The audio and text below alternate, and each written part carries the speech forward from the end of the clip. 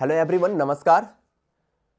आज से हम एक सीरीज शुरू कर रहे हैं जिसमें बीपीएससी 3.0 और एस्टेट 2024 में जो होने वाला है, इसमें संगीत विषय से रिलेटेड जितने भी कॉन्सेप्ट है, जितने भी प्रश्न पूछे जा सकते हैं, उन सारे प्रश्नों पे हम चर्चा करेंगे कॉन्सेप्ट के साथ।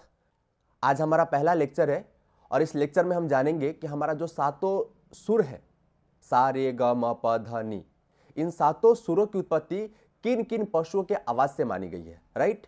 सबसे पहला सुर है सा। जनरली सा को हम षडज कहते हैं, मतलब षडज को हम सा कहते हैं, इसका पूरा नाम हो गया सा मतलब षडज।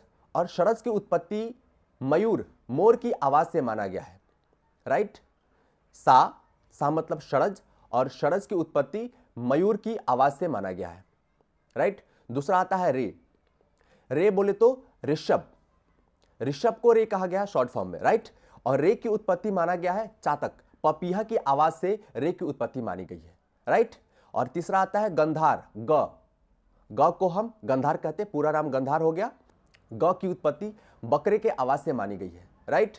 चौथा सुर है म को हम मध्यमा कहते हैं और म की उत्पत्ति ऐसा माना गया है कि कौवे की आवाज से म की उत्पत्ति हुई है। और सबसे प्यारा स्वर है पांचवा प की उत्पत्ति कोयल की आवाज से मानी गई है। प मतलब पंचम स्वर और इसकी उत्पत्ति माना गया है कोयल की आवाज से। राइट। जनरली आप कई बार सुनते होंगे कि पंचम स्वर में कोयल गाए। राइट। तो पंचम स्वर मतलब प, और प की उत्पत्ति मानी गई है कोयल की आवाज से। राइट। और छठा स्वर आता है ध को हम धैवत कहते हैं, धैवत का शॉर्ट नेम हो गया ध, और ध की उत्पत्ति मानी गई है मेढक की आवाज से।